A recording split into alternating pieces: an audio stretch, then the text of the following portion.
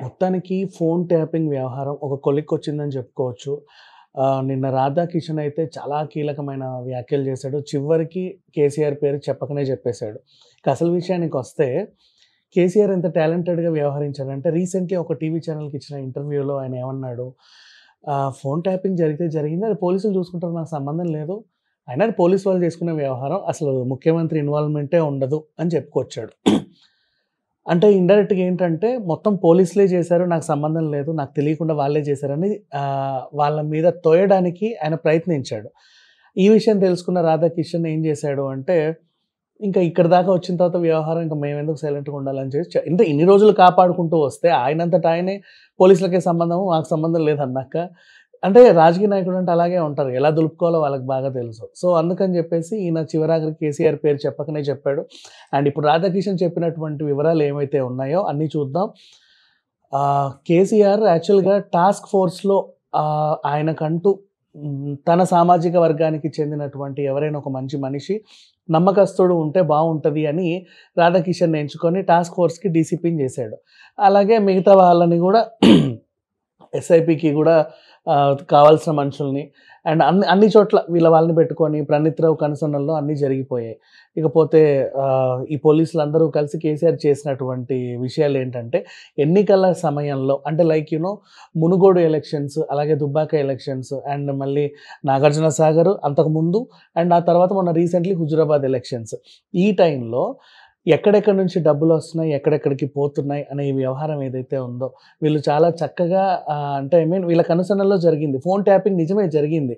ఎక్కడి నుంచి డబ్బొస్తుందో తెలుసుకొని, ఎవడైతే తీసుకోవడానికి రెడీగా ఉన్నాడో మధ్యలో వీళ్ళెళ్ళిపోతారనమాట. అంటే సినీ ఫకీర్ డ్రామా. వీళ్ళ కార్లు మాత్రం యథేచ్ఛగా హ్యాపీగా ఎళ్ళిపోతా ఉంటాయి. అంటే మిగతా పార్టీలకు చెందినటువంటి డబ్బులనైతే వీళ్ళు పట్టుకుంటారు. వీళ్ళ పార్టీ వాళ్ళ డబ్బులనైతే ఈజీగా పంపించేస్తా ఉంటారు. ఈ వ్యవహారం అంతా మేము కావాలనే చేశామని రాధాకిషన్ ఒప్పుకున్నాడు. అండ్ నెక్స్ట్ మేము చాలా సివిల్ దందాలు చేశాం. సివిల్ దందాలు అంటే ఫర్ ఎగ్జాంపుల్ చాలామందికి అర్థం అవ్వచ్చు, అర్థం కాకపోవచ్చు. రీసెంట్ డేస్‌లో జరిగినటువంటి ఒక 2, 3 పరిణామాలు తీసుకుందాం. అంటే అసలు విషయానికెళ్తే భవ్య సిమెంట్స్ అధినేత మనకు తెలుసు. మన భవ్య క్రియేషన్స్ ప్రొడ్యూసర్ గోపిచంద్‌తో కూడా సినిమా తీశాడు. మంచి సినిమాలున్నాయి. అండ్ భవ్య సిమెంట్స్ మంచి వ్యాపారాలున్నాయి. ఆయన టీడీపీ నుంచి షేర్లింగంపల్లి దగ్గర పోటీ చేశాడు. అంటే ఆ టైంలో టీడీపీ లేదు బేసికల్లీ. కాంగ్రెస్ కూడా లేదు. తెలంగాణలో మొత్తం టీఆర్ఎస్ పార్టీయే ఏలుతున్న రాజ్యం ఏలుతున్న టైం అనమాట. ఈయనొక్కడే మాట వినట్ల. పార్టీలో చేరమంటే చేరట్ల. ఆయనకెందుకో ఈయన నచ్చట్ల కేసీఆర్ అంటే. సో, ఇది ఈయన ఓర్వలేకపోయాడు. ఓర్వలేకపోయి ఆయన చాలా ఇబ్బందులు పెట్టి, గురి చేసి, చిత్రహింసలు పెట్టి, ఏదో ల్యాండ్ కబ్జా కేసులో ఆయన ఇరికియడానికి ట్రై చేస్తే పాపం ఆయన ఫరారీలో ఉండి తనని తాను రక్షించుకోవడానికి చాలా కష్టపడ్డాడు. ఆ టైంలో వీళ్ళు ఎంట్రీ ఇచ్చి భూములన్నీ దోచుకున్నారు. ఇంకా అసలు విషయానికొస్తే Janwada farm house KTR farm house అది. వాళ్ళ అబ్బాయి పేరు మీద ఉంది. దీన్నేం చేశారు, అప్పట్లో సత్యం రామలింగరాజు అరెస్ట్ తర్వాత మొత్తం సత్యం మేటాసుకున్న ఆస్తులన్నీ ఈడీ అటాచ్ చేసే టైంలో, జప్తు చేసే టైంలో వీళ్ళు ఎంట్రీ ఇచ్చి ఎంతో కొంతకి డీల్ మాట్లాడేసి సెటిల్ చేసేసారు. అలా సత్యం రామలింగజాతి పోతా పోతా మన 111 జీవో పరిధిలో జన్వాడ ఎక్కడైతే ఉందో ఆ ఏరియాలో ఉన్నటువంటి ల్యాండ్ మొత్తం ఏ టు జెడ్ వీళ్ళకి రాసిచ్చేసి ఎళ్ళిపోయాడు. అంటే బెదిరిచ్చో, తక్కువకిచ్చో లేకపోతే కేసులు కొట్టేస్తామని మొత్తానికైతే మోసం చేసి తీసుకున్నాడు. అక్కడ ఫార్మ్ హౌస్ కట్టి దాన్ని చాలా అందంగా తీర్చిదిద్ది, ఎప్పుడైతే రేవంత్ రెడ్డి ఎంట్రీ ఇచ్చి ఈ ఫార్మ్ హౌస్ అన్యాయంగా నిర్మించారు, ఇక్కడ నిర్మించకూడదు అని చెప్పినా కూడా పట్టించుకోకుండా ఆ టైంలో ఏం చేశారంటే ఆ కేస్ కోసమే 111 జీవోనే ఎత్తేసారు మొత్తం. A to Z. అంటే ఇంకా చెప్పాలి అంటే హైదరాబాద్ ఎలాగో, సికింద్రాబాద్ ఎలాగో సేమ్ అలాంటి ఇంకో మహానగరం అక్కడ నిర్మించొచ్చు. అంత ప్లేస్ ఉంది. కానీ కట్టకూడదు. ఎందుకంటే ఎప్పటినుంచో ఆ జియో ఏంటంటే ఎక్కువ వర్షాలొస్తే అందరికి అర్థమవుతది. అదంతా చెరువుల ఏరియానే కంప్లీట్‌లీ చెప్పాలి అంటే. ఒకప్పుడు బాగా విస్తరించుండే ఇప్పుడు అన్ని వాటర్ లేవేమో కానీ ఆ ల్యాండ్స్ మొత్తం వాటికి సంబంధించిందే. అగ్రికల్చర్ కంటే ఓకే. కానీ నివాసాలు చేసుకోవడానికి అంతంత ప్రాధాన్యత ఉన్నటువంటి ఏరియా కాదు. బట్ అయినప్పటికీ వీళ్ళకి ఆ తెలివుందో లేదో తెలీదు. తెలుసో తెలీకో వాళ్ళ ఫార్మ్ హౌస్‌ని కాపాడుకోవడానికి 111 జీవో ఎత్తేసారు. రేపటి రోజు కనుక నిజంగా ఒక పెద్ద ప్రళయమే జరగొచ్చు. అది మళ్ళీ ఆ జీవోని మూసేస్తే గాని మనం ఏం చెప్పలేం. సరే ఇక అప్పటికే ల్యాండ్‌లన్నీ చాలా అమ్ముకున్నారు. ఆ దందా కూడా త్వరలో బయటికి వస్తది. రేవంత్ రెడ్డి ఏం చేస్తాడంటే నాకు తెలిసి మళ్ళీ 111 జియోని మోయించేసి అక్కడ ఎవడెవడైతే లబ్ధి పొందాడో వాళ్ళందరినీ తలకాయలు తాట తీస్తాడనైతే తెలుసు. చెప్పుకోవచ్చు మనం ముందే. బట్ చూడాలి, దానికి ఇంకా టైం పడతది. ఇక అసలు విషయానికొద్దాం. సో, ఇలాంటి దందాలన్నీ చేశారు. నెక్స్ట్ సంధ్యా కన్వెన్షన్ శ్రీధర్ గారు. ఆయన తెలిసొచ్చి అందరికీ ఉంటాయి. ల్యాండ్ ఉన్న ప్రతి ఒక్కడికి ఏదో ఒక చిన్న ప్రాబ్లమ్‌లు, లిటిగేషన్‌లు ఉంటాయి. వాటిని ఏం చేశారంటే వీళ్ళు ధరణి యాప్ తెచ్చి ఎవడెవడికైతే లిటిగేషన్‌లు ఉన్నాయి, ఏ ల్యాండ్‌కైతే కొంచెం ప్రాబ్లమ్స్‌లో ఉన్నాయి అన్నీ తెలుసుకొని అందులోకి వీళ్ళు ఎంట్రీ ఇచ్చి వాళ్ళ మీద ఒకటో రెండో కేసులు బనాయించి వాళ్ళని లోపల దోయించి ఆ ల్యాండ్‌లన్నీ దొబ్బేసేవాళ్ళు. దీనికి పోలీసులు కూడా చాలా సహకరించారు. అండ్ ఈ కేసు గురించి అసలు విషయానికొస్తే రాధాకిషన్ చేసినటువంటి దందా ఈయన ఒప్పుకోకపోయినా గతంలో చెన్నుపాటి వేణుమాధవ్ మణికొండ నుంచి ఎప్పుడైతే ఒక ఎన్ఆర్ఐ మనకి లైమ్‌లైట్‌లోకి వచ్చాడో, ఆ ఎన్ఆర్ఐ చెప్పుకొచ్చాడు. ఏమని? ఒకప్పుడు నన్ను ఇలా చేశారండి. నేను యూఎస్ నుంచి బాగా సంపాదించుకొనొచ్చి ఇక్కడ హాస్పిటల్ పెట్టాను. అంటే అంబులెన్స్‌లు ఇలాంటివన్నీ నడిపేవాడనమాట. సో, దాన్ని వీళ్ళేం చేశారు, క్రియా హెల్త్ కేర్ యాక్చువల్లీ చెప్పాలి అంటే. తర్వాత కొంతమంది బాగా విస్తరించింది. ఆ టైంలో అంబులెన్స్‌ల వినియోగం కూడా చాలా ఎక్కువుండే. అప్పుడేం జరిగింది, ఈయన కంపెనీ అనుకోకుండా 2 ఏళ్ళు, 3 ఏళ్లలోనే షేర్ వాల్యూ బాగా పెరిగిపోయింది. 250 కోట్లకి షేర్ వాల్యూ వస్తే నెక్స్ట్ యూపీలో కూడా బిజినెస్ చేద్దామని అనుకున్నాడు. ఇక్కడ కొంతమంది పార్ట్నర్స్‌ని పెట్టుకుందామంటే నలుగురు పార్ట్నర్స్‌ని పెట్టుకుంటే వాళ్ళందరూ ఇతన్ని మోసం చేశారు. ఒక బాలాజీ అనే ఆయన్ని సీఈఓగా పెట్టుకొని ఇంకా రవి ఎవడెవడో అడ్రస్ లేనోళ్ళ నలుగురిని పెట్టుకున్నాడు. ఏదో ప్రాబ్లమ్ వచ్చిందని చెప్పి ఇంకొక ఆయన దగ్గరికెళ్తే ఆయన కూడా మోసం చేశాడు. అందరూ మోసం చేసేసరికి ఏం చేయాలో అర్థం గాక ఒక సతమతమయ్యే టైంలో పోలీసులు ఎంట్రీ ఇచ్చి అప్పుడు టాస్క్ ఫోర్స్‌లో కార్యాలయం సికింద్రాబాద్‌లో ఉండేది. ఎస్ఐ పేరు మర్చిపోయాను. మల్లికార్జున్ అనుకుంటా సమ్‌వేర్. సో, గట్టుమల్లు అనే ఆయన ఎస్ఐ కార్యాలయంలో నన్ను కూర్చోబెట్టి చిత్రహింసలు పెట్టి ల్యాండ్‌లంతా లాయించుకున్నారు. 250 కోట్లు దోచుకున్నారు.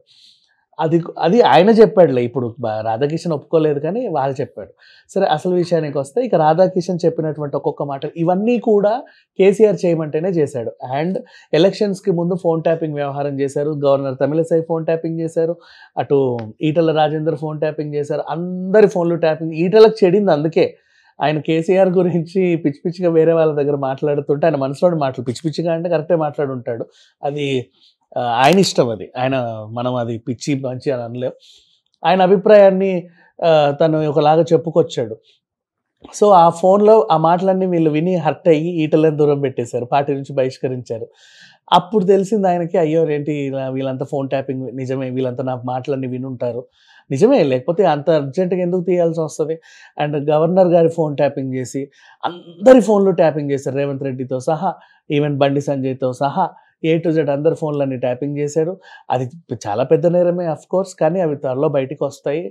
ఇక అసలు విషయానికెళ్తే ఇవన్నీ కూడా ఇప్పుడు రాధాకిషన్ ఒప్పుకొని ఒప్పుకొని తీరాల్సిందే. వై? బికాస్ అందరూ జైల్లోనే ఉన్నారు పోలీస్ శాఖ అంతా. ఈయనను పెద్దాయన్ని అడిగితేనేమో నాకు సంబంధం లేదు, మొత్తం పోలీసోళ్ళే కావాలని చేశారు అంటే వాళ్ళకి మాత్రం మండదా? మండి ఒక్కసారిగా అందరి పేర్లు చెప్పేశారు. ప్రతి వేలు కూడా కేసీఆర్ వైపే చూపిచ్చేసరికి ఇప్పుడు కేసీఆర్ నాకు తెలిసినంత వరకు ఇప్పుడు ఈ ఫోన్ ట్యాపింగ్ వ్యవహారం ప్రెజెంట్ లోక్‌సభ ఎలక్షన్స్ అవుతున్నాయి కాబట్టి పార్ట్ 1 ఆల్రెడీ జరిగిపోయింది. అరెస్ట్‌లన్నీ పోలీస్ శాఖలో జరిగిపోయాయి. ఇప్పుడు పార్ట్ 2 విషయానికొస్తే ఎవరెవరు ఉన్నారు అంటే నల్గొండ కేంద్రంగా సాగినటువంటి ఈ ఫోన్ ట్యాపింగ్ వ్యవహారం అంతా అక్కడి నుంచి ఆ కానిస్టేబుల్‌ని ఆల్రెడీ అరెస్ట్ చేశారు. ఇంకా అందరిని లోతుగా తీసుకొని ఇంకా వీళ్ళ పార్టీలో ఉన్నటువంటి కీలక నేతలు ఎంతమంది ఉన్నారు? నిజంగా కేటీఆర్ కూడా ఉన్నాడా? లేడా? లేకపోతే కవితకి ఏమన్నా సంబంధం ఉందా? లేదా? ఇంకెవరైనా ఉన్నారా కీలక నేతలు?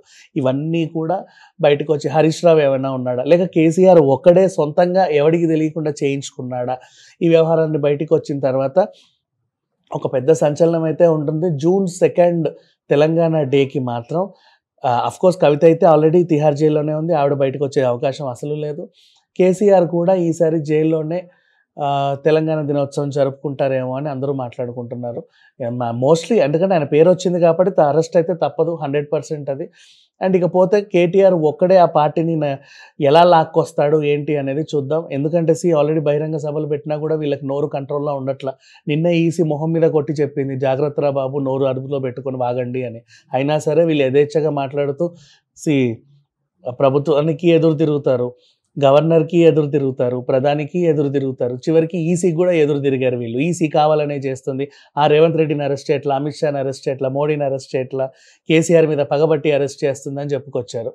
సో, మేబీ ఈసీ గనక ఇంకా ఈ అంశాన్ని సీరియస్‌గా తీసుకుంటే వీళ్ళ పార్టీ సభ్యత్వాన్ని రద్దు చేసే అవకాశం గూడా ఉంది. అసలు యాక్చువల్‌గా రద్దు చేసే సీన్ కూడా మొన్న జరిగింది. ఎప్పుడంటే టీవీ9కి ఆయన ఇచ్చినటువంటి ఇంటర్వ్యూలో ఒక అంశం చెప్పాడు. 25 మంది ఎమ్మెల్యేలు ఇప్పటికిప్పుడు నేను పిలిస్తే రావడానికి సిద్ధంగా ఉన్నారు అని. యాక్చువల్‌గా ఈసీ రూల్‌లో ఉన్నప్పుడు, ఎలక్షన్ కోడ్ అమల్లో ఉన్నప్పుడు, మోడల్ కోడ్ ఆఫ్ కండక్ట్ అమల్లో ఉన్నప్పుడు అండ్ ప్రచారానికి ఒక ఇదుంటది. నియమ నిబంధన కొన్ని ఉంటాయి. Rules and regulations. ఈ వ్యాఖ్య చేయడం చాలా తప్పు. అసలు ఈ విషయంలోనే ఈ పార్టీకి అరెస్ట్ చేయాల్సింది. అయినా సరే వాళ్ళెవరు పట్టించుకోలేదు. బట్ ఈసారి మాత్రం కొంచెం స్ట్రిక్ట్‌గానే వ్యవహరిస్తుంది. ఇటు ఈసీ అరెస్ట్ చేసినా, ఇంకోవైపు రాధాకిషన్ చెప్పినటువంటి వాంగ్మూలాన్ని ఆధారంగా తీసుకొని ఫోన్ ట్యాపింగ్ వ్యవహారంలో అరెస్ట్ చేసిన కేసీఆర్ మాత్రం లోక్‌సభ ఎలక్షన్స్ రిజల్ట్ వెలువడే ముందే జైలుకెళ్ళే అవకాశం అయితే పుష్కలంగా కనబడుతుంది. Thank you so much.